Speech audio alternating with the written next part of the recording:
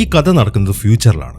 അമേരിക്കയിലെ new Orleans ആണ് സ്ഥലം. അവിടെ ഒരു ഷിപ്പ്യാർഡിൽ നിന്നും കുറെ കണ്ടെയ്നേഴ്സ് ഒക്കെ ട്രക്കുകളിൽ കയറ്റിയിട്ട് ഇങ്ങനെ സിറ്റിയിലേക്ക് കൊണ്ടുപോയിക്കൊണ്ടിരിക്കുകയാണ്. അങ്ങനെ അതിലൊരു ട്രക്ക് ഇപ്പം ഒരു സ്ഥലത്തേക്ക് വന്ന് നിർത്തി. ആ ട്രക്കിന്റെ മുന്നിലായിട്ട് കുറെ ചെറുപ്പക്കാർ നിൽക്കുന്നുണ്ട്. ഈ സമയത്താണ് ആ ട്രക്കിൽ നിന്ന് ഒരുത്തൻ ഇറങ്ങി വരുന്നത്. ഇവന്റെ പേര് ബിഗ്ഗി എന്നാണ്. അവനിപ്പം ആ ചെറുപ്പക്കാർക്കായിട്ട് ഒരു പെട്ടി കാണിച്ചു കൊടുക്കുകയാണ്. ആ പെട്ടിക്കകത്ത് നിറയെ പിൽസ് ആണ്, അല്ലെങ്കിൽ ഗുളികകൾ. ഇത് നിങ്ങൾ ഈ സിറ്റിയിൽ മൊത്തം ഡിസ്ട്രിബ്യൂട്ട് ചെയ്യണം എന്നാണ് ബിഗ്ഗി ഇപ്പം ആ ചെറുപ്പക്കാരുടെ അടുത്ത് പറയുന്നത്. ഈ പിൽസിനെ പറയുന്നത് പവർ എന്നാണ്. ഇത് കഴിച്ചു കഴിഞ്ഞാൽ 5 മിനിറ്റ് നേരത്തേക്ക് സൂപ്പർ പവർ കിട്ടും. എന്നാൽ ഇത് ഒരു പ്രത്യേക സൂപ്പർ പവർ അല്ല ഒരാൾക്ക് കൊടുക്കുന്നത്. ഇത് ആരാണോ കഴിക്കുന്നത് അവരുടെ ശരീരത്തിനനുസരിച്ചിട്ടുള്ള പവേഴ്സ് ആണ് അവർക്ക് കിട്ടുന്നത്. എന്നാൽ ഈ ഗുളിക കഴിക്കുന്ന എല്ലാവർക്കും സൂപ്പർ പവർ കിട്ടത്തുമില്ല. ചില ആൾക്കാർക്കൊക്കെ ഇതിന്റെ പവർ കാരണം മരണം വരെ സംഭവിച്ചേക്കാം. അതാണ് ഈ ഗുളികയുടെ പ്രത്യേകത. ഇപ്പൊ അയാൾ അതിൽ നിന്നൊരു പില്ലെടുത്തിട്ട് ആ ചെറുപ്പക്കാരുടെ കൂട്ടത്തിൽ ന്യൂട്ട് എന്ന് പറഞ്ഞൊരു നിൽക്കുന്നുണ്ട്. ആ ഗുളിക അവനെ കാണിച്ചിട്ട് അയാൾ അതിന്റെ വിശേഷണങ്ങളൊക്കെ അവന് പറഞ്ഞു കൊടുക്കുകയാണ്. അങ്ങനെ അയാൾ പറഞ്ഞ പോലെ തന്നെ അവരത് സിറ്റിയിൽ മൊത്തം ഡിസ്ട്രിബ്യൂട്ട് ചെയ്യാൻ തുടങ്ങി. കുറച്ച് സമയത്തിന് ശേഷം സിറ്റിയിൽ നിന്നും പോലീസ് സ്റ്റേഷനിലേക്ക് ഇങ്ങനെ തുടരെ കോളുകൾ വന്നുകൊണ്ടിരിക്കുകയാണ്. ഒരു ഗുളിക കഴിച്ചതിനെ തുടർന്ന് ആൾക്കാരൊക്കെ ഡേഞ്ചറസ് ആവുന്നു എന്ന് പറഞ്ഞിട്ട്. ഇവിടെയാണ് ഈ സിനിമയുടെ പേരെഴുതി കാണിക്കുന്നത്, പ്രൊജക്ട് പവർ. ഇനി കാണിക്കുന്നത് റോബിൻ എന്ന് പറഞ്ഞൊരു പെൺകുട്ടിയാണ്. ഇവള് ഹൈസ്കൂളിൽ പഠിക്കുന്ന ഒരു സ്റ്റുഡന്റ് ആണ്. ഒരു പാട്ടുകാരി ആവണം എന്നാണ് ഇവളുടെ ജീവിതാഭിലാഷം. എന്നാൽ കയ്യിൽ കാശില്ല. നമ്മളിപ്പോ നേരത്തെ കണ്ട ന്യൂട്ട് ഉണ്ടല്ലോ, അവന്റെ കസിനാണ് ഇവള്. അവൻ പറഞ്ഞതിന് തുറന്നിട്ട് ഇവളും സിറ്റിയിൽ ആ പില്ല് ഡിസ്ട്രിബ്യൂട്ട് ചെയ്യുന്നുണ്ട്. ഇവളുടെ കയ്യിൽ ഇപ്പം 3 പിൽസാണുള്ളത്. ഇവളിങ്ങനെയൊക്കെ ചെയ്യാനുള്ള കാരണം ഒന്നാമത് അവളുടെ ഡ്രീമൊക്കെ അച്ചീവ് ചെയ്യണം. മാത്രമല്ല ഇവളുടെ അമ്മയ്ക്ക് തീരെ വയ്യ. അവർക്ക് ഹോസ്പിറ്റൽ ചെലവ് നല്ല രീതിയിലുണ്ട്. അതിനുവേണ്ടി കുറച്ച് കാശ് സംഭവിക്കണം. അതിനു വേണ്ടിയിട്ടാണ് അവൾ ഈ പരിപാടിക്ക് ഇറങ്ങിയിരിക്കുന്നത്. ഇന്നിപ്പം 2 കസ്റ്റമർ അവളെ കാണാൻ വന്നിരിക്കുകയാണ്. അങ്ങനെ അവൾ അവരുടെ അടുത്തേക്ക് ചെന്നു. എന്നിട്ട് അവരിങ്ങനെ ഡീല് സംസാരിച്ചുകൊണ്ടിരിക്കുമ്പോഴാണ് അമ്മാരുടെ കൂട്ടത്തിലെ വേറൊരുത്തും കൂടെ അങ്ങോട്ട് വരുന്നത്. ഇവർ യഥാർത്ഥത്തിൽ ഇങ്ങോട്ട് വന്നിരിക്കുന്നത് കാശ് കൊടുത്തിട്ട് ആ പില്ല് വാങ്ങാനല്ല, അവളിൽ നിന്ന് തട്ടിപ്പറിക്കാൻ വേണ്ടിയിട്ടാണ്. അങ്ങനെ അവർ 3 പേരും കൂടെ അവളെ കയറി പിടിച്ചു. അവളെ കൊണ്ടാവുന്ന രീതിയിൽ അമ്മാരുമായിട്ട് ഫൈറ്റ് ചെയ്യാനൊക്കെ ശ്രമിക്കുന്നുണ്ട്. പക്ഷെ അവളെ കൊണ്ടാവുന്നില്ല. അങ്ങനെ ആ ഫൈറ്റിനിടയിൽ ആ കൂട്ടത്തിലുള്ള ഒരുത്തനാണെങ്കിൽ അവളുടെ കയ്യിൽ നിന്നൊരു പില്ലെടുക്കുകയും ചെയ്തു. എന്നാൽ ഈ സമയത്താണ് ഒരു പോലീസുകാരൻ ഒരു ബൈക്കിൽ അങ്ങോട്ട് വരുന്നത്. ഇയാളുടെ പേര് ഫ്രാങ്ക് എന്നാണ്. ഈ ഫ്രാങ്കും ഈ റോബിന്റെ ഒരു കസ്റ്റമറാണ്. ഇന്നിപ്പോ പില്ല് വാങ്ങാൻ വന്നായിരുന്നു അയാൾ. ആ സമയത്താണ് ഇങ്ങനെ ഒരു കാഴ്ച കാണുന്നത്. അങ്ങനെ അയാൾ ഉടനെ തന്നെ ഇറങ്ങിയിട്ട് അമ്മാരുടെ അടുത്തേക്ക് ചെന്നു. എന്നാൽ അയാൾ തോക്ക് ചൂണ്ടിയത് കാണുമ്പോൾ അതിലൊരുത്തൻ ആ പില്ലെടുത്തിട്ട് കഴിക്കാൻ തുടങ്ങുകയാണ്. അത് കാണുമ്പോൾ നീ ഇതിനു മുമ്പ് ഈ പില്ല് കഴിച്ചിട്ടില്ലല്ലോ, ഇത് കഴിച്ചു കഴിഞ്ഞാൽ എല്ലാവർക്കും സൂപ്പർ പവർ കിട്ടും എന്നാണോ നിന്റെ വിചാരം? നിന്റെ ആരോഗ്യസ്ഥിതി കണ്ടിട്ട് ഇത് കഴിച്ച നിനക്ക് സൂപ്പർ പവർ കിട്ടും എന്ന് എനിക്ക് തോന്നുന്നില്ല. മറിച്ച് നീ മരിക്കാനാണ് പോകുന്നത്. അങ്ങനത്തെ ഒരുപാട് സംഭവങ്ങൾ റിപ്പോർട്ട് ചെയ്തിട്ടുണ്ട്. അതുകൊണ്ട് കഴിക്കാതിരിക്കുന്നതായിരിക്കും നിനക്ക് നല്ലത് എന്നാണ് അയാൾ പറയുന്നത്. അത് കേൾക്കുമ്പോൾ അവന് പേടിയായി. അതുകൊണ്ട് തന്നെ അവനത് കഴിക്കുന്നുമില്ല. അങ്ങനെ ആ പിൽസൊക്കെ റോബിന് തന്നെ കൊടുത്തതിന് ശേഷം അമ്മമാര് 3 പേര് അവിടെ നിന്ന് പോവാണ്. അങ്ങനെ അവരവിടെ നിന്ന് പോയി കഴിഞ്ഞപ്പോൾ ഫ്രാങ്ക് ഇപ്പം അവളെയും കൊണ്ട് അവിടെ നടക്കാൻ തുടങ്ങി. അയാളിപ്പോൾ അവളുടെ കയ്യിൽ നിന്നും ആ പിൽസ് വാങ്ങിയിട്ട് അവൾക്ക് കാശ് കൊടുക്കുകയും ചെയ്തു. മാത്രമല്ല അയാളിപ്പോൾ വന്ന ബൈക്ക് ഉണ്ടല്ലോ, അതും അയാൾ അവൾക്ക് ഗിഫ്റ്റ് ചെയ്യാണ്. ബൈക്ക് നീ എടുത്തോന്ന് പറയുമ്പോൾ അവൾക്ക് ശരിക്കും അത്ഭുതമായി. ഇതെന്തിനാണ് ബൈക്ക് എനിക്ക് തരുന്നത് എന്നാണ് അവൾ ചോദിക്കുന്നത്. അതേക്കുമ്പോൾ കഴിഞ്ഞ മാസം നമ്മൾ തമ്മിൽ കണ്ടപ്പം അന്ന് നിന്റെ ബർത്ത്ഡേ ആയിരുന്നു എന്ന് നീ പറഞ്ഞിട്ടില്ലായിരുന്നു? കുറെ കാലമായില്ലേ നമ്മൾ തമ്മിൽ ഫ്രണ്ട്സ് ആയിട്ട്. അന്ന് ബർത്ത്ഡേക്ക് എനിക്ക് നിനക്കൊന്നും തരാൻ പറ്റിയില്ല. അതുകൊണ്ട് ഇന്ന് ഞാൻ ഇത് നിനക്ക് ഗിഫ്റ്റ് ആയിട്ട് തരികയാണ് എന്നാണ് ഫ്രാങ്ക് പറയുന്നത്. അത് കേൾക്കുമ്പോൾ അവൾക്ക് ശരിക്കും സന്തോഷമായി. അങ്ങനെ അവൾ അവളുടെ വീട്ടിൽ തിരിച്ചെത്തി. കിട്ടിയ പൈസ മൊത്തം അവൾ ഒരു പെട്ടിക്കകത്തേക്ക് വെച്ചു. അതിനകത്ത് വേറെയും കുറച്ച് പൈസയുണ്ട്. പക്ഷെ ഇതൊന്നും അവളുടെ ഡ്രീം അച്ചീവ് ചെയ്യാൻ വേണ്ടി തികയത്തില്ല. ഇതൊക്കെ അവളുടെ അമ്മയ്ക്ക് വേണ്ടിയിട്ടുള്ള ചികിത്സാ ചെലവ് മാത്രമാണ്. ഇനി കാണിക്കുന്നത് ഈ കഥയിലെ മറ്റൊരു ഹീറോ. ഇവന്റെ പേര് ആർട്ട് എന്നാണ്. അവനിപ്പോ അവന്റെ ട്രക്കില് ഒരു പ്രത്യേക കാര്യത്തിന് വേണ്ടി സിറ്റിയിലേക്ക് വരികയാണ്. ആ പില്ലുമായി ബന്ധപ്പെട്ട ഒരു കാര്യമാണ്. അവൻ നേരെ പോകുന്നത് ആ ന്യൂട്ട് താമസിക്കുന്ന സ്ഥലത്തേക്കാണ്. അങ്ങനെ അവൻ ആ അപ്പാർട്ട്മെന്റിലേക്ക് കയറിയിട്ട് ന്യൂട്ടിന്റെ വാതിൽ മുട്ടി. ഈ സമയം ന്യൂട്ട് കുറച്ച് വാതിൽ തുറന്നു കൊടുത്തു. എന്തിനാണ് നിങ്ങൾ വന്നതെന്ന് നോക്കുമ്പോൾ ഞാൻ ആ പില്ല് മേടിക്കാൻ വന്നതാണ് എന്നാണ് ആർട്ട് പറയുന്നത്. എന്നാൽ അവൻ അത് വിശ്വസിക്കുന്നില്ല. എന്റെ കയ്യിൽ പില്ലൊന്നും ഇല്ലാന്നും പറഞ്ഞിട്ട് അവൻ അകത്തേക്ക് പോവാണ്. അങ്ങനെ അവൻ അവിടെ നിന്ന് പോയി കുറച്ച് സമയം കഴിയുമ്പോൾ ആർട്ട് നൈസായിട്ട് ആ വാതിൽ തുറന്നിട്ട് അകത്തേക്ക് കയറി. അതിനുശേഷം അവനൊരു തോക്കുമായിട്ട് ന്യൂട്ടിന്റെ അടുത്തേക്ക് പോവാണ്. ഈ സമയം അവൻ അങ്ങോട്ട് വന്ന് കണ്ടപ്പോൾ ന്യൂട്ട് അവിടെ നിന്ന് ഓടാൻ തുടങ്ങി. അങ്ങനെ കുറെ ഓടി അവൻ റൂമിന്റെ അകത്തേക്ക് കയറുകയാണ്. ഈ സമയം പുറത്തു നിന്നും ആർട്ട് അവന്റെ അടുത്ത് സംസാരിക്കുന്നുണ്ട്. നോക്ക് ന്യൂട്ട്, ഞാൻ നിന്നെ ഉപദ്രവിക്കാൻ വന്നതല്ല. എനിക്ക് ഒറ്റ കാര്യം മാത്രം അറിഞ്ഞാൽ മതി. നിനക്ക് എവിടെ നിന്നാണ് ഈ പിൽസ് കിട്ടുന്നത്? ആരാണിത് നിനക്ക് തരുന്നത്? അത് മാത്രം നീ എന്നോട് പറഞ്ഞാൽ മതി. ഞാൻ ഉടനെ തന്നെ പോയിക്കോളാം എന്നൊക്കെയാണ് ആർട്ട് ഇങ്ങനെ പുറത്തുനിന്ന് പറയുന്നത്. എന്നാൽ ന്യൂട്ട് അതിന് മറുപടി ഒന്നും പറയുന്നില്ല. അവനിപ്പം അവിടെ നിന്നൊരു പില്ല് കയ്യിലെടുത്തു. ഈ സമയത്താണ് ആർട്ട് മറ്റൊരു കാര്യം കാണുന്നത്. ന്യൂട്ടിന്റെ മൊബൈൽ താഴെ വീണ് കിടക്കുന്നുണ്ട്. അതിലിപ്പോ ഒരു കോള് വന്നുകൊണ്ടിരിക്കുകയാണ്. പക്ഷെ ആരാണ് വിളിക്കുന്നതെന്നും അതിൽ കാണിക്കുന്നില്ല. ആർട്ട് ഉടനെ തന്നെ ആ ഫോൺ എടുത്തിട്ട് പോക്കറ്റിലിട്ടു. എന്നിട്ട് ന്യൂട്ടിന്റെ അടുത്ത് പിന്നെയും സംസാരിക്കാൻ തുടങ്ങി. എന്നാൽ ഈ സമയമാകുമ്പോഴേക്കും ന്യൂട്ടാണെങ്കിൽ ആ പില്ല് കഴിച്ചു. ആ പില്ല് കഴിച്ചു കഴിഞ്ഞാൽ ഇവന് കിട്ടുന്ന സൂപ്പർ പവർ തീയാണ്. അവന്റെ ശരീരം മൊത്തം ഇങ്ങനെ കത്താൻ തുടങ്ങും. അങ്ങനെ ആ തീയും കത്തിച്ചുകൊണ്ട് അവൻ വേഗം റൂമിൽ നിന്ന് വെളിയിലേക്ക് ഇറങ്ങാണ്. അതിനുശേഷം വേഗം ചെന്നിട്ട് ആർട്ടുമായിട്ട് ഫൈറ്റ് ചെയ്യാൻ തുടങ്ങി. ഈ സമയം ആർട്ട് എന്തെന്ന് വെച്ച് കഴിഞ്ഞാൽ അവന്റെ കയ്യിൽ തോക്ക് വെച്ചിട്ട് ന്യൂട്ടിന് നേരെ ഷൂട്ട് ചെയ്യാണ്. അതോടുകൂടെ ന്യൂട്ട് പുറകിലേക്ക് തെറിച്ചു വീണു. എന്നാൽ അതുകൊണ്ടൊന്നും അവൻ മരിച്ചിട്ടില്ല. അവൻ പിന്നെയും പവർഫുൾ ആവാണ്. അങ്ങനെ പിന്നെ അവൻ എഴുന്നേറ്റ് വന്നിട്ട് ആർട്ടുമായിട്ട് ഫൈറ്റ് ചെയ്യാൻ തുടങ്ങി. ഇപ്പൊ ശരീരം മൊത്തം തീ കത്തിച്ചതുകൊണ്ട് ആർട്ടിന് അവനൊന്നും ചെയ്യാൻ പറ്റുന്നില്ല. ഇനി അവിടെ നിന്ന പണിയാണെന്ന് മനസ്സിലായതുകൊണ്ട് ആർട്ട് അവിടെ നിന്ന് ഓടാൻ തുടങ്ങി. എന്നാൽ ന്യൂട്ടും വിട്ടുകൊടുക്കുന്നില്ല. അവനും ആർട്ടിന് പുറകിൽ ഓടുകയാണ്. അങ്ങനെ കുറെ ഓടി ആർട്ട് ആ ബിൽഡിംഗിൽ നിന്ന് താഴേക്ക് ചാടി. ഈ സമയം ന്യൂട്ടൻ എന്തെന്ന് വെച്ച് കഴിഞ്ഞാൽ 3 പിൽസും കൂടെ എടുത്തിട്ട് വിഴുങ്ങാണ്. അതോടുകൂടെ പിന്നെ അവന്റെ ശരീരത്തിൽ നിന്ന് തീ കത്താൻ തുടങ്ങി. ഇതേസമയം ആർട്ടാണെങ്കിൽ ഇപ്പൊ റൂമിലെ ബാത്റൂമിന്റെ അകത്ത് നിൽക്കുകയാണ്. അവനിപ്പം ഒരു ജാക്കറ്റ് എടുത്തിട്ട് അത് നനച്ചിട്ടുണ്ട്. ഇപ്പൊ ന്യൂട്ടൻ അങ്ങോട്ട് വരുന്ന കാണുമ്പോൾ ആർട്ട് ഉടനെ തന്നെ ആ ജാക്കറ്റുമായിട്ട് അവനെ പുതപ്പിക്കുകയാണ്. അതിനുശേഷം അവൻ അവിടുത്തെ ഒരു ബാത്ത് ടബിലേക്ക് ഇട്ടിട്ട് അവിടുത്തെ വെള്ളത്തിൽ മുക്കാൻ തുടങ്ങി. ഇപ്പൊ വെള്ളത്തിൽ മുക്കിയതുകൊണ്ട് അവന്റെ ശരീരത്തിൽ ആ തീയൊക്കെ കിട്ടു. മാത്രമല്ല അവന് ശ്വാസവും കിട്ടുന്നില്ല. ഈ സമയം ആർട്ട് പിന്നെയും ചോദിക്കുന്നത് ആ ഗുളിക എവിടെ നിന്നാണ് നിനക്ക് കിട്ടുന്നത്, ആരാണിത് നിനക്ക് തരുന്നതെന്നാണ്. മറ്റൊരു നിവൃത്തിയില്ലാത്തതുകൊണ്ട് ന്യൂട്ട് ഇപ്പൊ കാര്യം പറഞ്ഞു. ബിഗ്ഗി എന്ന പേരുള്ള ഒരാളാണ് ഇത് എനിക്ക് തരുന്നത്, പക്ഷെ അയാൾ എവിടെയാണുള്ളതെന്ന് എനിക്ക് അറിയത്തില്ല എന്നാണ് ന്യൂട്ട് പറയുന്നത്. അത് പറഞ്ഞു കഴിയുമ്പോഴാണ് ന്യൂട്ടിന് മറ്റൊരു പ്രശ്നം വരുന്നത്. അവനിപ്പോ 3 പിൽസാണല്ലോ കഴിച്ചത്, അതിപ്പോ ഓവർഡോസ് ആയി. അതുകൊണ്ട് തന്നെ ശക്തമായിട്ട് തീ അവന്റെ ശരീരത്തിൽ നിന്ന് വരാൻ തുടങ്ങി. ഏത് നിമിഷം വേണമെങ്കിലും അവൻ പൊട്ടിത്തെറിക്കും. ആ കാര്യം ഇപ്പൊ ആർട്ടിനും മനസ്സിലായി. അതുകൊണ്ട് അവൻ അവിടെ നിന്ന് ഓടുകയാണ്. എന്നാൽ അപ്പോഴേക്കും ന്യൂട്ട് പൊട്ടിത്തെറിക്കുകയും ചെയ്തു. അതിൽപ്പെട്ട് ആർട്ട് പുറകിലേക്ക് തെറിച്ചു പോവാണ്. എന്നാൽ ഭാഗ്യത്തിന് അവന് കുഴപ്പമൊന്നും പറ്റിയില്ല. അങ്ങനെ അവൻ വേഗം തന്നെ ആ ബിൽഡിംഗിൽ നിന്ന് പുറത്തേക്ക് പോവാണ്. ഇതേ സമയം തന്നെ റോബിൻ ആണെങ്കിൽ സ്കൂളിൽ പോകാൻ വേണ്ടി റെഡി ആയിട്ടിരിക്കുകയാണ്. അതിനിടയിലാണ് അവിടെ ന്യൂസ് കാണിക്കുന്നത്. ആ ന്യൂസിൽ പറയുന്നത് ന്യൂട്ട് താമസിച്ചിരുന്ന ആ അപ്പാർട്ട്മെന്റ് കത്തിപ്പോയ കാര്യമാണ്. അവളുടെ അമ്മ അവളെ വിളിച്ചിട്ട് ഉടനെ തന്നെ അത് കാണിച്ചു കൊടുക്കുകയും ചെയ്തു. അത് കാണുമ്പോൾ അമ്മ പേടിക്കണ്ട, ന്യൂട്ടിനൊന്നും പറ്റിയിട്ടുണ്ടാവത്തില്ല എന്ന് പറഞ്ഞിട്ട് അവൾ അവളുടെ അമ്മേനെ സമാധാനിപ്പിക്കുകയാണ്. അതിനുശേഷം അവൾ പെട്ടെന്ന് തന്നെ ബൈക്ക് എടുത്തിട്ട് നേരെ സ്കൂളിലേക്ക് പോവുകയും ചെയ്തു. ഇതേസമയം തന്നെ ആർട്ടാണെങ്കിൽ ഒരു പെട്രോൾ പമ്പിൽ നിൽക്കുകയാണ്. അവൻ അവിടെ നിന്നിട്ട് അവന് കിട്ടിയ ന്യൂട്ടിന്റെ മൊബൈൽ ഉണ്ടല്ലോ, അതിലെ മെസ്സേജസ് ഒക്കെ ചെക്ക് ചെയ്യാൻ തുടങ്ങി.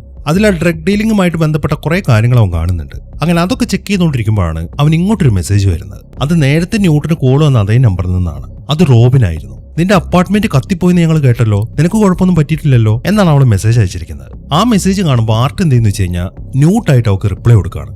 എനിക്ക് കുഴപ്പമൊന്നും പറ്റിയിട്ടില്ല, ഞാൻ ഓക്കെ ആണ് എന്നാണ് അവൻ തിരിച്ച് റിപ്ലൈ കൊടുക്കുന്നത്. ഈ സമയം റോബിൻ ആണെങ്കിൽ ക്ലാസ്സിൽ ഇരുന്നിട്ടാണ് ഈ മെസ്സേജ് അയക്കുന്നത്. അവിടെ ഒരു സാറ് ക്ലാസ് എടുക്കുന്നുണ്ട്. ഇപ്പൊ ആർട്ട് അവൾക്ക് വീണ്ടും മെസ്സേജ് അയച്ചിരിക്കുകയാണ്, നമുക്കൊന്ന് മീറ്റ് ചെയ്യാൻ പറ്റുമെന്ന് വെച്ചിട്ട്. അവളാണെങ്കിൽ അത് ഓക്കെ പറയുകയും ചെയ്തു. എന്നാൽ അവൾ ഈ മെസ്സേജ് അയച്ചുകൊണ്ടിരിക്കുന്നൊക്കെ ഇപ്പൊ സാറ് കണ്ടു. അതിനെ തുടർന്ന് അയാൾ അവളെ ക്ലാസ്സിൽ നിന്ന് ഇറക്കി വിടുകയാണ്. ഇതേ സമയം തന്നെ സിറ്റിയിൽ ഇപ്പൊ മറ്റൊരു പ്രശ്നം നടന്നുകൊണ്ടിരിക്കുകയാണ്. ആ ഗുളിക കഴിച്ചൊരുത്തൻ അവിടെ ഒരു ബാങ്ക് കൊള്ളയടിച്ചിട്ടുണ്ട്. അതിനെ തുടർന്ന് പോലീസുകാരൊക്കെ അങ്ങോട്ട് വന്നിട്ടുണ്ട്. അവർക്ക് ആർക്കും തന്നെ അവനെ പിടിക്കാൻ പറ്റിയിട്ടില്ല. ഈ സമയത്താണ് സംഭവം പറഞ്ഞിട്ട് ഫ്രാങ്കോ അങ്ങോട്ട് വരുന്നത്. സാധാരണ പോലെ ചെന്നിട്ട് അവനെ പിടിക്കാൻ പറ്റത്തില്ല എന്ന കാര്യം ഫ്രാങ്കിന് അറിയാം.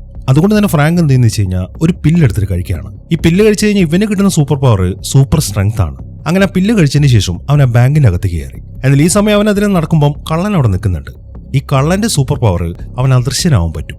അവനിപ്പോൾ അവിടെ ഇങ്ങനെ മറഞ്ഞു നിൽക്കുകയാണ്. ഫ്രാങ്ക് അവിടെ നിന്ന് പോയി കഴിഞ്ഞപ്പം കള്ളൻ വേഗം തന്നെ ആ പൈസ എടുത്തിട്ട് ആ ബാങ്കിൽ നിന്ന് ഇറങ്ങി ഓടാൻ തുടങ്ങി. അത് കണ്ടതും ഫ്രാങ്കോ അവന്റെ പുറകെ പോവാണ്. പിന്നെ കുറെ നേരം ഇവർ തമ്മിലുള്ള ഈ ചേസിംഗ് ആണ് കാണിക്കുന്നത്. അങ്ങനെ കള്ളൻ ഒരു റെസ്റ്റോറന്റിലേക്ക് കയറി കഴിയുമ്പോൾ ഫ്രാങ്കോ അവനെ പുറകെ ചെന്നു. അതിനുശേഷം അവിടെ വെച്ചിട്ട് ഫ്രാങ്ക് അവനെ പിടിക്കുകയാണ്. എന്നാൽ ഈ സമയം കള്ളൻ എന്തെന്ന് വെച്ച് കഴിഞ്ഞാൽ അവന്റെ കയ്യിൽ തോക്കെടുത്തിട്ട് ഫ്രാങ്കിനെ നേരെ ഷൂട്ട് ചെയ്തു. അത് കറക്റ്റായിട്ട് ഫ്രാങ്കിന്റെ തലയ്ക്കാണ് കൊള്ളുന്നത്. എന്നാൽ ഇപ്പൊ സൂപ്പർ സ്ട്രെങ്ത് ഉള്ളത് കാരണം ആ ബുള്ളറ്റ് അവന്റെ തലയിലേക്ക് തുളച്ചു കയറുന്നില്ല. പക്ഷെ ഫ്രാങ്ക് താഴേക്ക് വീണു. ഈ സമയം വേറെയും പോലീസുകാരൊക്കെ അങ്ങോട്ട് വന്നു. അത് കണ്ടതും കള്ളൻ ഈ പാവന്മാർക്ക് നേരെ ഷൂട്ട് ചെയ്യാണ്. ഈ സമയത്താണ് ഫ്രാങ്ക് എഴുന്നേക്കുന്നത്. എഴുന്നേറ്റ് ഉടനെ തന്നെ അവൻ ആ കള്ളനെ പിടിച്ചിട്ട് ഇടിക്കാൻ തുടങ്ങി. അങ്ങനെ കുറെ ഇടിച്ചു കഴിയുമ്പോഴേക്കും 5 മിനിറ്റ് കഴിഞ്ഞു. അതോടുകൂടെ കള്ളനും അവന് നോർമൽ അവസ്ഥയിലേക്ക് ആവുകയാണ്. അങ്ങനെ കള്ളനെ ലോക്ക് ചെയ്തതിനു ശേഷം ഫ്രാങ്ക് ഇപ്പോൾ റെസ്റ്റോറന്റിലിരിക്കുകയാണ്. ഈ സമയത്താണ് അവന്റെ ക്യാപ്റ്റൻ അങ്ങോട്ട് വരുന്നത്. വന്ന ഉടനെ തന്നെ ക്യാപ്റ്റൻ അവന്റെ അടുത്ത് ശരിക്കും ചൂടാവാൻ തുടങ്ങി. അവൻ ആ പില്ല് കഴിച്ചിട്ട് വന്നതിനാണ് ക്യാപ്റ്റൻ അവന്റെ അടുത്ത് ദേഷ്യപ്പെടുന്നത്. അപ്പൊ നീ ആ പില്ല് ഉപയോഗിക്കുന്നുണ്ടല്ലേ? നമ്മൾ പോലീസുകാർ തന്നെ ഇങ്ങനെ തുടങ്ങിക്കഴിഞ്ഞാൽ ബാക്കിയുള്ളവരൊക്കെ എങ്ങനെയാണ് അടങ്ങിയിരിക്കുന്നത്? ഒരു കാര്യം ചെയ്യ്, ഇതോടുകൂടെ നിന്റെ ജോലി നിർത്തിക്കോ, നിന്റെ ബാഡ്ജൊക്കെ ഊരി തന്നേക്ക് എന്നാണ് ക്യാപ്റ്റൻ പറയുന്നത്. അത് കേൾക്കുന്ന ഫ്രാങ്കിന് ശരിക്കും ദേഷ്യമാണ് വരുന്നത്. ഞാനിപ്പോ ആ പില്ല് കഴിച്ചാണോ നിങ്ങളുടെ പ്രശ്നം? അവൻ എന്നെ ഷൂട്ട് ചെയ്ത് നിങ്ങൾ കണ്ടില്ലേ? ഞാൻ ആ പില്ല് കഴിച്ചിട്ടില്ലായിരുന്നെങ്കിൽ എന്റെ അവസ്ഥ എന്താവുമായിരുന്നു? പിന്നെ നിങ്ങൾക്ക് ആർക്കെങ്കിലും അവനെ പിടിക്കാൻ പറ്റിയോ? അതും ഞാൻ തന്നെയല്ലേ ചെയ്തത്. പിന്നെ ഇപ്പൊ അവനെ പിടിച്ചതാണോ വലിയ കാര്യം? ഈ സിറ്റിയിലുള്ള എത്ര ആൾക്കാർ ആ പില്ല് ഉപയോഗിക്കുന്നുണ്ട്? നമ്മുടെ ഏതെങ്കിലും ഒരു ഓഫീസർക്ക് ആ പ്രശ്നം സോൾവ് ചെയ്യാൻ ഇതുവരെയായിട്ടും പറ്റിയിട്ടുണ്ടോ?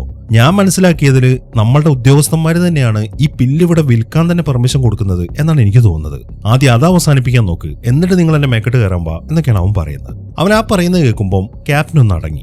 അയാൾ പതുക്കെ അവന്റെ അടുത്തേക്ക് ഇരുന്നിട്ട് അവന്റെ അടുത്ത് പേഴ്സണലായിട്ടൊരു കാര്യം പറയാണ്. അപ്പൊ നിനക്ക് ആ പില്ല് ഈ സിറ്റിയിൽ വിൽക്കുന്നത് സ്റ്റോപ്പ് ചെയ്യണം. അതിനുവേണ്ടി നിനക്ക് ഞാനൊരു ക്ലൂ തരാം എന്ന് പറഞ്ഞിട്ട് ക്യാപ്റ്റൻ അയാളുടെ തൊപ്പി അവന്റെ അടുത്തേക്ക് നീക്കി വെച്ചു കൊടുക്കുകയാണ്. അവൻ ആ തൊപ്പി എടുത്ത് നോക്കുമ്പോൾ അതിനകത്തൊരു ഫോട്ടോ ഉണ്ട്. ഇവനാണ് ഈ സിറ്റിയിൽ പില്ല് ഡിസ്ട്രിബ്യൂട്ട് ചെയ്യുന്നത്. ഇവനെ പിടിച്ചു കഴിഞ്ഞാൽ സിറ്റിയിലെ പ്രശ്നങ്ങളെല്ലാം അതോടുകൂടെ തീരും എന്നാണ് ക്യാപ്റ്റൻ പറയുന്നത്.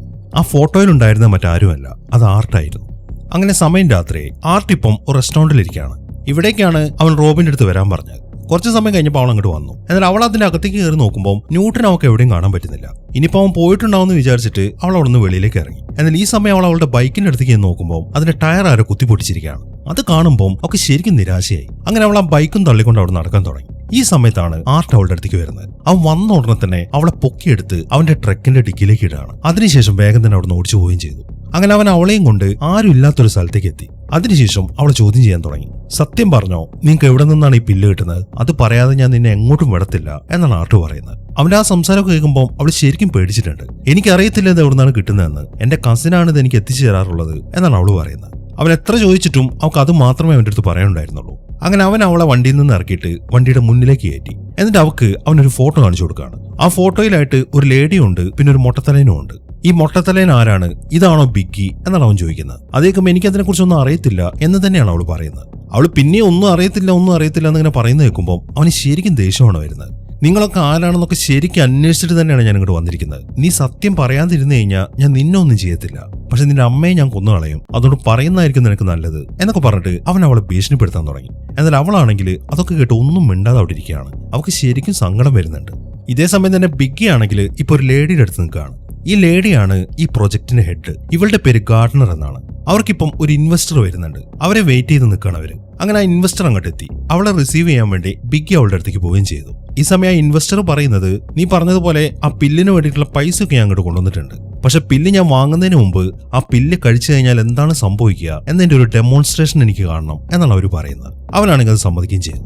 ഇതേ സമയം തന്നെ ഫ്രാങ്ക് ആണെങ്കിൽ സിറ്റിയിലെ മറ്റൊരു ഭാഗത്ത് നിൽക്കുകയാണ്. അതിന്റെ ഇടയിലാണ് അവനൊരു മെസ്സേജ് വരുന്നത്. അവൻ നോക്കുമ്പോൾ അത് റോബിൻ അയച്ച മെസ്സേജാണ്, സഹായം വേണമെന്നും പറഞ്ഞിട്ട്. റോബിൻ ആ മെസ്സേജ് അയച്ചിരിക്കുന്നത് ആ വണ്ടിയിൽ ഇരുന്നിട്ട് തന്നെയാണ്. അവൾ ആ മെസ്സേജൊക്കെ അയക്കുന്നത് കാണുമ്പോൾ ആർട്ടാണെങ്കിൽ അവളുടെ കയ്യിൽ നിന്ന് ഫോൺ മേടിക്കുകയും ചെയ്തു. അതിനുശേഷം ആ പില്ലുമായിട്ട് ബന്ധപ്പെട്ട ആൾക്കാരെ വിളിക്കാനാണ് അവനിപ്പോൾ അവളുടെ അടുത്ത് പറയുന്നത്. ഇവളുടെ അടുത്ത് ന്യൂട്ട് കൊടുത്തൊരു നമ്പർ ഉണ്ട്. ഈ പില്ലുമായി ബന്ധപ്പെട്ട് എന്തെങ്കിലും ഒരു പ്രശ്നം ഉണ്ടാവുകയാണെങ്കിൽ ആ നമ്പറിലേക്ക് വിളിച്ചാൽ മതി എന്നും പറഞ്ഞിട്ട് അവളിപ്പോൾ ആ നമ്പറിലേക്കാണ് വിളിക്കുന്നത്. അവള് കാര്യങ്ങളൊക്കെ അയാളുടെ അടുത്ത് പറയുമ്പോൾ അപ്പുറത്തുനിന്ന് ആള് പറയുന്നത് എന്താണെന്ന് വെച്ച് കഴിഞ്ഞാൽ, ഹോങ്കോങ് എന്ന പേരിൽ ഒരു സൂപ്പർ മാർക്കറ്റ് ഉണ്ട്, നീ അങ്ങോട്ട് വന്നിട്ട് അവിടെ പീറ്റേഴ്സൺ എന്ന് പറഞ്ഞ ഒരാളുണ്ടാവും, അയാളെ കണ്ട് കാര്യങ്ങൾ പറഞ്ഞാൽ മതി എന്നാണ് അപ്പുറത്തുള്ള ആള് പറയുന്നത്. അത്രയും സംസാരിച്ചതിന് ശേഷം അവർ ഫോൺ കട്ട് ചെയ്തു. അങ്ങനെ ആർട്ട് ഇപ്പോൾ അവളെയും കൊണ്ട് ആ സൂപ്പർ മാർക്കറ്റിലേക്ക് പോവാണ്. അവിടെ നിർത്തിയതിനു ശേഷം അയാളിപ്പം അവളുടെ അടുത്തൊരു കാര്യം പറയുന്നുണ്ട്. നീ ഇപ്പൊ നേരെ ചെന്നിട്ട് ആ പീറ്റേഴ്സിനെ കാണണം, എന്നിട്ട് നീ എന്നെ കണ്ടുമുട്ടിയത് മുതൽ സംഭവിച്ച മുഴുവൻ കാര്യങ്ങൾ അവന്റെ അടുത്ത് പറയണം എന്നാണ് ആർട്ട് പറയുന്നത്. അങ്ങനെ അവൾ ഉടനെ തന്നെ ആ സൂപ്പർ മാർക്കറ്റിലേക്ക് പോവാണ്. അവളുടെ പുറകിലായിട്ട് ആർട്ടും പോകുന്നുണ്ട്. അങ്ങനെ അവൾ അവിടെയുള്ള ഒരു ലേഡിയെ ചെന്ന് കണ്ടിട്ട് പീറ്റേഴ്സിന്റെ കാര്യം തിരക്കി. അവർ പീറ്റേഴ്സിന്റെ അടുത്തേക്ക് അവളെ അയക്കുകയും ചെയ്തു. അങ്ങനെ പീറ്റേഴ്സിന്റെ അടുത്ത് ചെന്നിട്ട് അവൾ ഉണ്ടായ കാര്യങ്ങൾ മൊത്തം പറയാണ്. അതായത് ന്യൂട്ട് മരിച്ച കാര്യവും ആർട്ട് അവളെ പിടിച്ച കാര്യവും മാത്രമല്ല, ആർട്ട് ഇപ്പൊ പുറത്ത് വെയിറ്റ് ചെയ്യുന്നുണ്ട് എന്ന കാര്യം കൂടെ അവൾ അയാളുടെ അടുത്ത് പറഞ്ഞു. അത് കേൾക്കുമ്പോൾ അയാൾക്ക് ശരിക്കും ദേഷ്യമാണ് വരുന്നത്. അയാൾ ഉടനെ തന്നെ ഒരു പില്ല് എടുത്തിട്ട് കഴിക്കുകയാണ്.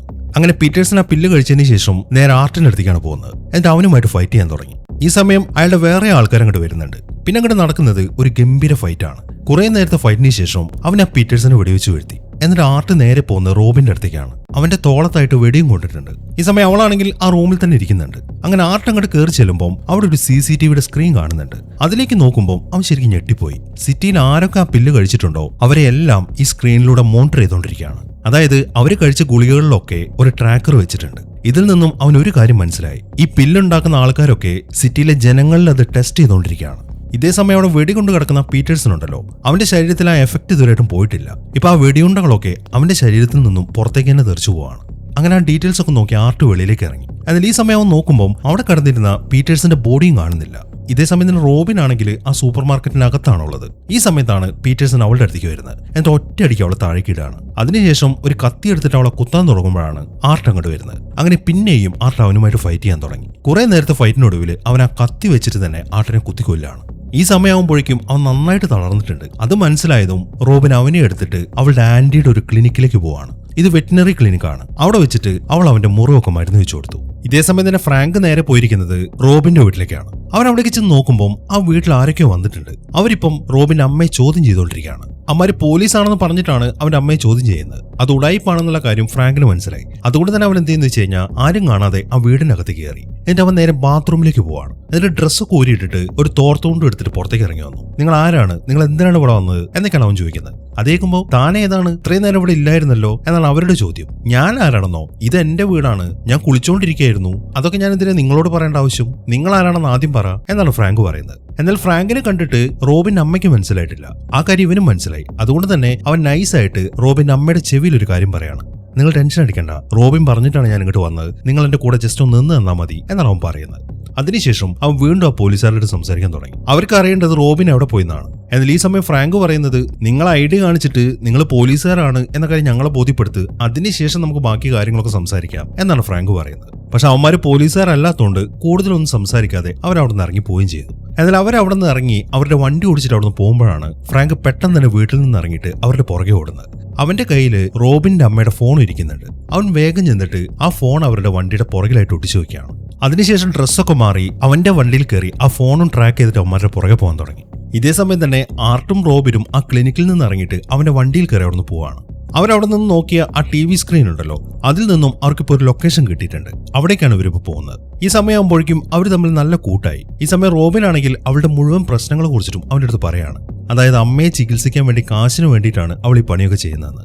അത്രയും പറഞ്ഞു കഴിയുമ്പോൾ അവനിപ്പോൾ അവന്റെ പേഴ്സണൽ കാര്യങ്ങൾ പറയാൻ തുടങ്ങി. അതായത് എന്താണ് അവന്റെ ലക്ഷ്യമെന്ന്. ഇവനൊരു പട്ടാളക്കാരനായിരുന്നു. പട്ടാളത്തിൽ നിന്ന് വിരമിച്ചതിന് ശേഷം ഒരു പ്രൈവറ്റ് ആയിട്ടുള്ള ഡിഫൻസ് കമ്പനിയിലാണ് അവൻ ജോലി ചെയ്തിരുന്നത്. എന്നാൽ ആ കമ്പനിയിലുള്ള ആൾക്കാരാണ് ഈ മരുന്നുണ്ടാക്കുന്നത്. അവർ ഇവന്റെ ശരീരത്തിൽ ആ പില്ലൊന്ന് പരീക്ഷിച്ചു. അന്ന് അവന്റെ ശരീരത്തിലേക്ക് വന്ന ആ ശക്തി കാരണം അവൻ ശരിക്കും കൊല്ലപ്പെടേണ്ടതായിരുന്നു. മാത്രമല്ല അവന് ചുറ്റും നിന്നിരുന്ന ആൾക്കാർക്ക് അപകടങ്ങളൊക്കെ പറ്റി. അതിനെ തുടർന്ന് അവൻ ആ കമ്പനിയിൽ നിന്ന് പോന്നു. ഈ സംഭവങ്ങൾക്കൊക്കെ ശേഷമാണ് അവനൊരു കുട്ടി ജനിക്കുന്നത്. അവളുടെ പേര് ട്രേസി എന്നായിരുന്നു. അവൾ വളർന്ന് വലുതായി കഴിഞ്ഞപ്പം അവളുടെ ശരീരത്തിൽ ചില സൂപ്പർ പവറുകളൊക്കെ കാണിക്കാൻ തുടങ്ങി. അവൾ ഒരു തവണ പോലും ആ ഗുളിക കഴിച്ചിട്ടില്ല. എന്നിട്ടും അവളുടെ ശരീരത്തിൽ പവർ വന്നു. അതങ്ങനെ 5 മിനിറ്റ് നേരത്തേക്കുള്ള പവർ അല്ല, അത് ഏത് സമയം അവളുടെ ശരീരത്തിൽ ഉണ്ടാവും. ഈ കാര്യങ്ങളൊക്കെ ആ ടീം അറിഞ്ഞു. അങ്ങനെ ഒരു ദിവസം ആർട്ട് അവന്റെ മകളെയും കൊണ്ട് അവളുടെ വണ്ടിയിൽ പോകുമ്പോഴാണ് നമ്മൾ നേരത്തെ ഫോട്ടോയിൽ കണ്ട മൊട്ടത്തലനുണ്ടല്ലോ, അവന്റെ പേര് വാലസ് എന്നാണ്. അവൻ ഇവരെ ഫോളോ ചെയ്ത് വന്നു. അങ്ങനെ ആ ചേസിംഗില് ആർട്ടിന്റെ വണ്ടി മറഞ്ഞുപോയി. അവന് പുറത്തേക്ക് ഇറങ്ങാൻ പറ്റിയില്ല. ആ സമയത്ത് വാലസ് വന്നിട്ട് അവളെ പിടിച്ചുകൊണ്ട് പോവായിരുന്നു. ഇപ്പൊ അവളുടെ ശരീരത്തിൽ നിന്നാണ് അവന്മാര് പുതിയ പിൽസൊക്കെ ഉണ്ടാക്കിക്കൊണ്ടിരിക്കുന്നത്. എങ്ങനെങ്കിലും ട്രേസിയെ കണ്ടെത്തണം. അതിനു വേണ്ടിയിട്ടാണ് അവൻ ഈ കാര്യങ്ങളൊക്കെ ചെയ്തുകൊണ്ടിരിക്കുന്നത്.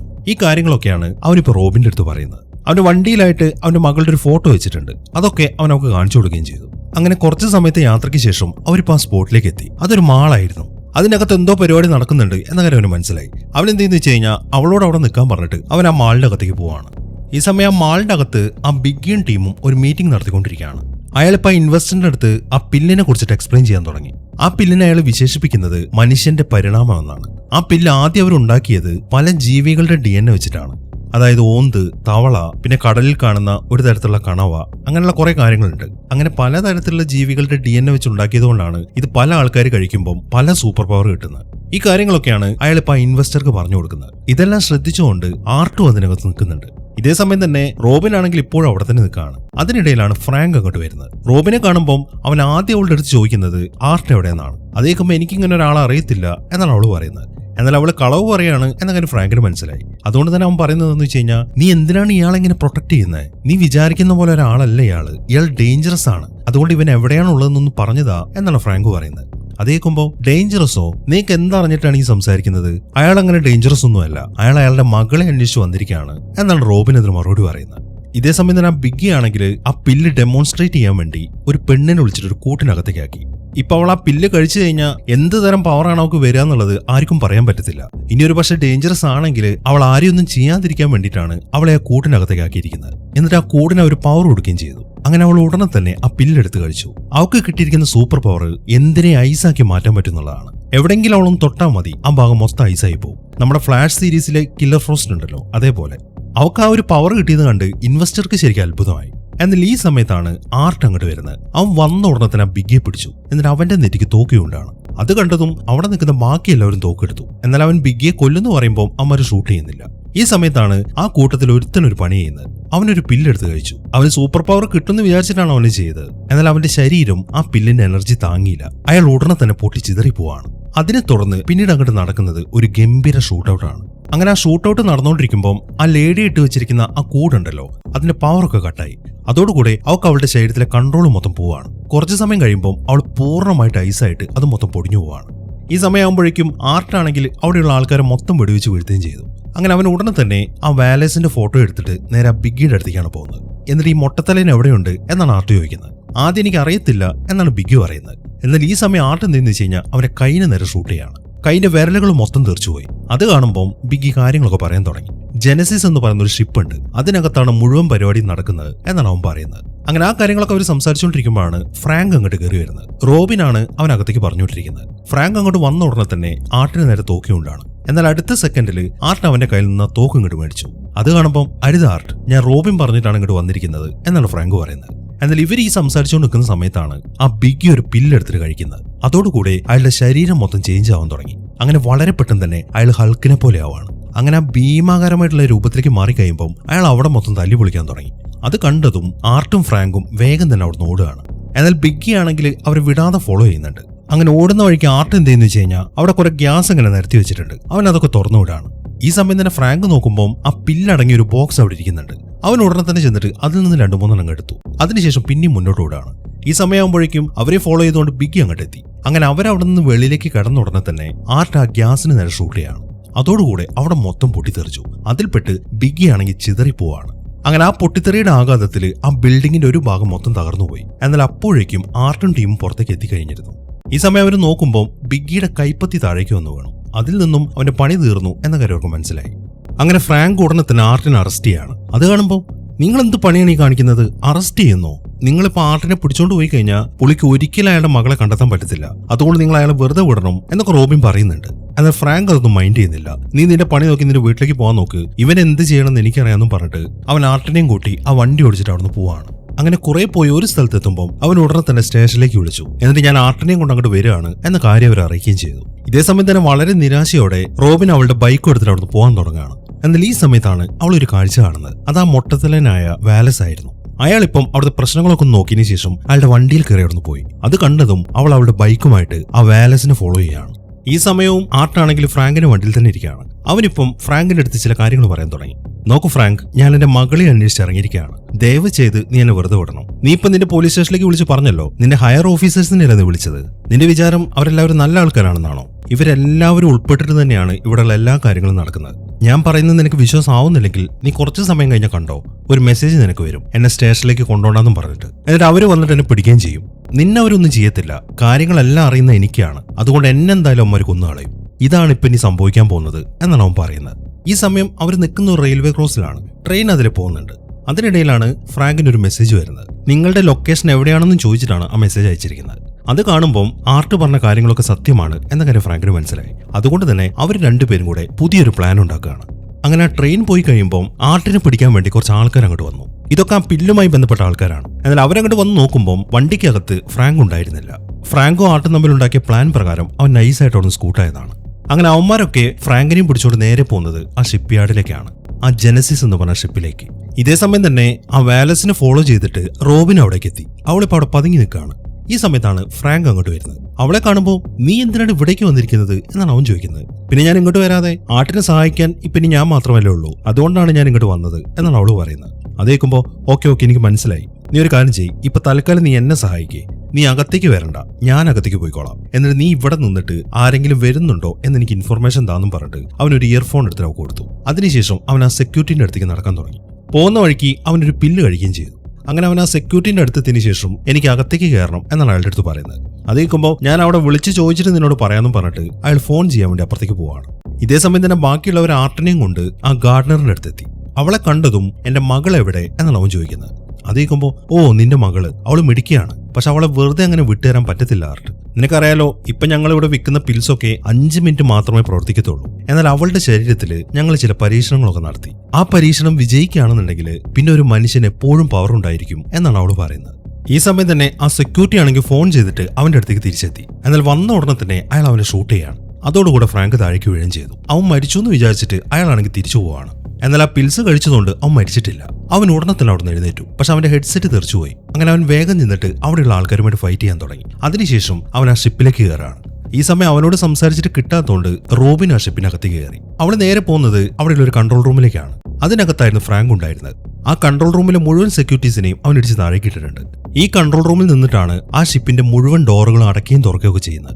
ഇതേസമയം 2 സെക്യൂരിറ്റീസ് ഇപ്പൊ ആർട്ടിനെ പിടിച്ചുകൊണ്ട് ഒരു റൂമിൽ നിൽക്കുകയാണ്. അവരിപ്പോ ക്യാമറ നോക്കിയിട്ട് ആ റൂമിന്റെ ഡോറ് തുറക്കാൻ വേണ്ടി ആ കൺട്രോൾ റൂമിലേക്ക് വിളിച്ചു പറഞ്ഞു. അതേക്കുന്ന ഫ്രാങ്കും റോബിനും കൂടെ അവിടുത്തെ ഒരു ബട്ടൺ ഞെക്കിയിട്ട് ആ വാതിൽ തുറന്നു കൊടുക്കുകയാണ്. അതിനെ തുടർന്ന് അവർ ആർട്ടിനെയും കൊണ്ട് അവിടുന്ന് പോവുകയും ചെയ്തു. അങ്ങനെ ഫ്രാങ്കും റോബിനൊപ്പം അവരവനെ എങ്ങോട്ടാണ് കൊണ്ടുവന്നത് എന്നൊക്കെ അവിടുത്തെ സ്ക്രീനിൽ നോക്കി ചെക്ക് ചെയ്യാൻ തുടങ്ങി. അവനിപ്പോ സബ് ലെവൽ 2ലേക്കാണ് കൊണ്ടുവന്നത് എന്ന കാര്യം അവർക്ക് അതിൽ നിന്ന് മനസ്സിലായി. അങ്ങനെ ആ സെക്യൂരിറ്റീസ് ആർട്ടിനെയും കൊണ്ട് റൂമിലേക്കാണ് പോകുന്നത്. അവിടേക്ക് കൊണ്ടുപോയതിനു ശേഷം അവരവനോട് ലോക്ക് ചെയ്യാണ്. ഈ സമയം ആ കൺട്രോൾ റൂമിലെ കാര്യങ്ങളൊക്കെ റോബിനെ ഏൽപ്പിച്ചിട്ട് ഞാൻ ആർട്ടിന്റെ അടുത്തേക്ക് പോവാന്ന് പറഞ്ഞ് ഫ്രാങ്ക് ഒരു തോക്കും എടുത്തിട്ട് വെളിയിലേക്ക് ഇറങ്ങാണ്. അവൻ പോകുന്നതിന് മുമ്പ് ആ ഷിപ്പ് മൊത്തത്തിൽ ലോക്ക്ഡൌൺ ചെയ്യാൻ വേണ്ടി അവൾ അവിടെയുള്ള ഒരു ബട്ടൺ ഞെക്കി. അതോടുകൂടെ അവിടെ അലാറം അടിക്കാൻ തുടങ്ങി. അങ്ങനെ അവൻ പോയി കഴിഞ്ഞ് റോബിൻ വേഗം ചെന്ന് അവിടുത്തെ വാതിലടയ്ക്കാണ്. നല്ല സൈസുള്ളൊരു വാതിലാണത്. ഇതേസമയം അവിടെ അലാറം അടിക്കുന്നത് ആ ഗാർഡനറും കേൾക്കുന്നുണ്ട്. അവൾ ഉടനെ തന്നെ വാലസിനെ വിളിക്കുകയാണ്. ആ ആർട്ട് ഇപ്പോഴും അവിടെ തന്നെ ഉണ്ടല്ലോ എന്നാണ് അവൾ ചോദിക്കുന്നത്. അതേക്കുമ്പോൾ അവൻ ഇവിടെ തന്നെ ഉണ്ട്, അവൻ എങ്ങോട്ടും പോകത്തില്ല എന്നാണ് വാലസ് പറയുന്നത്. ഇതേസമയം തന്നെ ഫ്രാങ്ക് ആണെങ്കിൽ ആർട്ടിനെ അന്വേഷിച്ച് നടക്കാൻ തുടങ്ങി. ഏത് റൂട്ടിനാണ് പോകേണ്ടത് എന്ന കാര്യമൊക്കെ ആ കൺട്രോൾ റൂമിൽ നിന്നിട്ട് റോബിൻ പറഞ്ഞു കൊടുക്കുന്നുണ്ട്. മാത്രമല്ല അവൻ പോകുന്ന വഴിയിലെ വാതിലൊക്കെ അവൾ അവിടെ നിന്ന് തുറന്നു കൊടുക്കുകയാണ്. ഇതേസമയം തന്നെ ആ വാലസ് ആണെങ്കിൽ ഒരു കോറിഡോറിലേക്ക് എത്തി. എന്നിട്ട് അവിടുത്തെ ഡോർ തുറന്നു കൊടുക്കാൻ വേണ്ടിയിട്ട് അവൻ കൺട്രോൾ റൂമിലേക്ക് വിളിച്ചു പറയാണ്. അവിടെ ഒരു സെക്യൂരിറ്റി മരിച്ചു കിടക്കുന്നുണ്ട്. അയാളുടെ വയർലെസ്സിലൂടെയാണ് ആ വാലസ് ഇപ്പൊ സംസാരിക്കുന്നത്. കൺട്രോൾ റൂമിൽ നിന്നിട്ട് റോബിൻ അത് കേൾക്കാം. പക്ഷെ അവൾ വാതിൽ തുറന്നു കൊടുക്കുന്നില്ല. എത്ര പറഞ്ഞിട്ടും വാതിൽ തുറന്നു കൊടുക്കാത്ത കാണുമ്പോൾ ആ വാലസ് എന്ത് ചെയ്യുന്നു വെച്ച് കഴിഞ്ഞാൽ ഒരു പില്ലെടുത്തിട്ട് കഴിക്കുകയാണ്. ആ പില്ല് കഴിച്ചു കഴിഞ്ഞപ്പം അയാൾക്ക് കിട്ടുന്ന സൂപ്പർ പവർ സൂപ്പർ സ്ട്രെങ്ത് ആണ്. അയാൾ ഒറ്റയിടിക്ക് ആ വാതിൽ മൊത്തം പൊളിച്ചു കളയാണ്.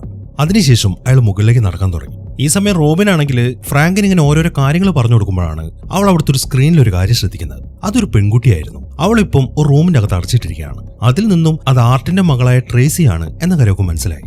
അവളിപ്പോ ഏത് റൂമിലാണ് ഇരിക്കുന്നതെന്നും അവൾക്കിപ്പോ മനസ്സിലായി. അവളെ കണ്ട കാര്യം അവൾ ഉടനെ തന്നെ ഫ്രാങ്കിന്റെ അടുത്ത് പറയുകയും ചെയ്തു. എന്നാൽ ഈ സമയം അവനാണെങ്കിൽ കുറെ ദൂരേക്ക് എത്തിയിട്ടുണ്ട്. അവൾ ആ ഇയർഫോൺ വഴി പറയുന്നൊന്നും അവന് ക്ലിയർ ആയിട്ട് കേൾക്കുന്നില്ല.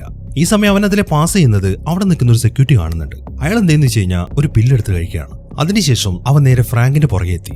ഇവന്റെ സൂപ്പർ പവർ എന്താണെന്ന് വെച്ച് കഴിഞ്ഞാൽ ആ ഗുളിക കഴിച്ചു കഴിഞ്ഞാൽ അവൻ പിന്നെ റബ്ബറാണ്.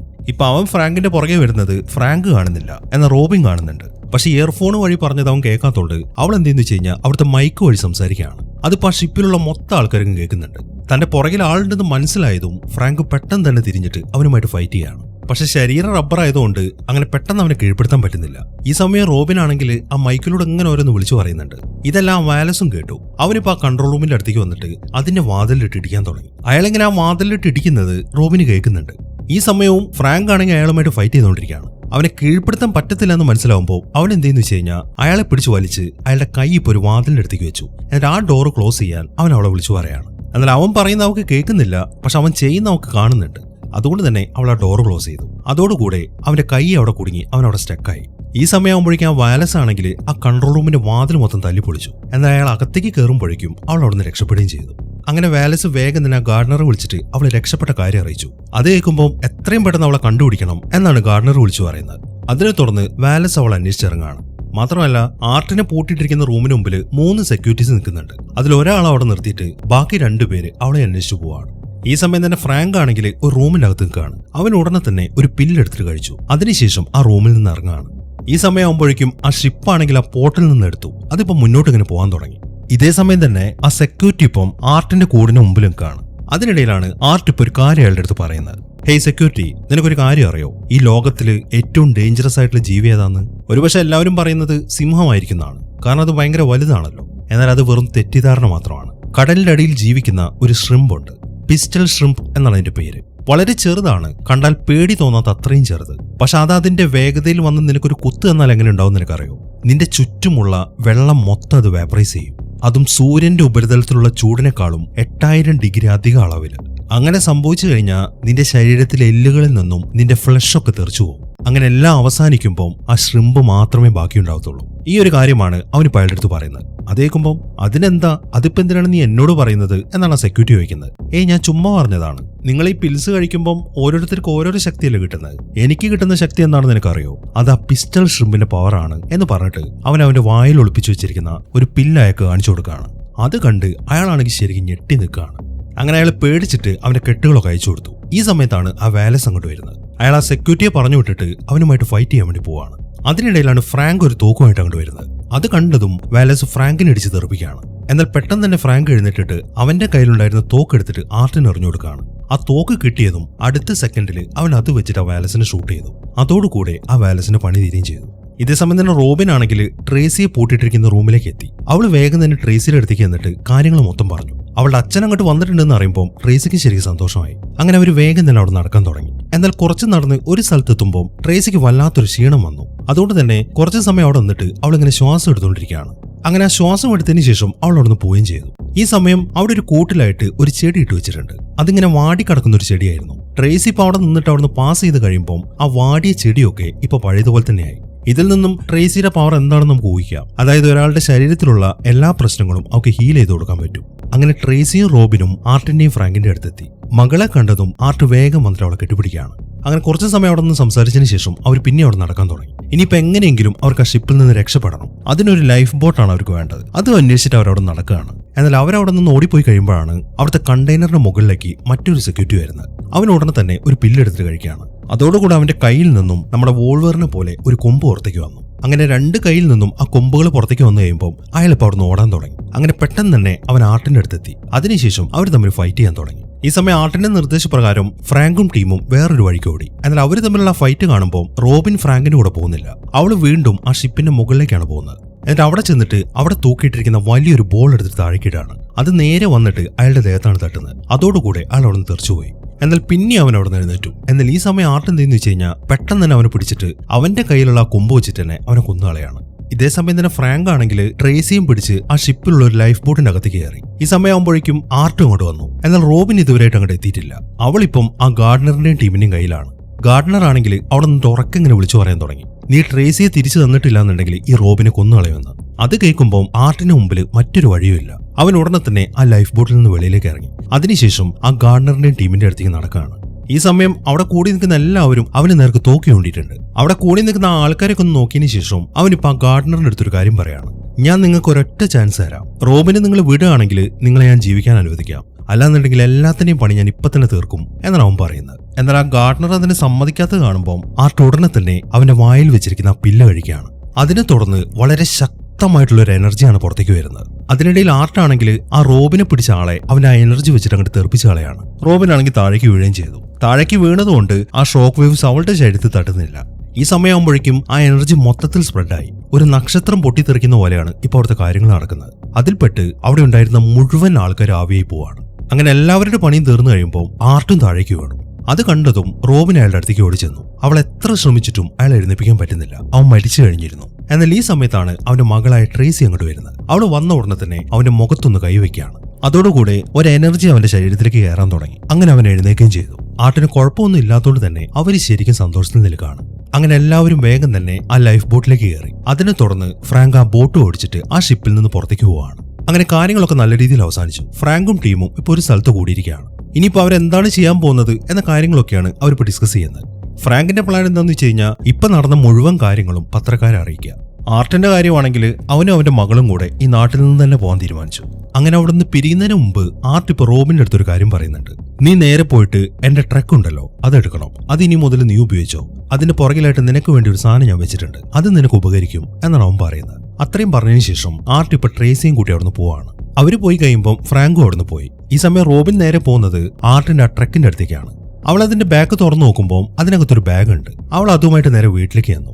അതിനകത്ത് നിറയെ ക്യാഷ് ആയിരുന്നു. ഈ ക്യാഷ് കൊണ്ട് അവൾക്ക് അവളുടെ അമ്മയുടെ ചികിത്സയും നടത്താൻ പറ്റും, അവളുടെ ഡ്രീം അച്ചീവ് ചെയ്യാനും പറ്റും. ആ ബാഗിലുള്ള ക്യാഷ് അവളുടെ അമ്മയും കാണുന്നുണ്ട്. അവരാണെങ്കിൽ ശരിക്കും അന്തം വിട്ട് നിൽക്കുകയാണ്.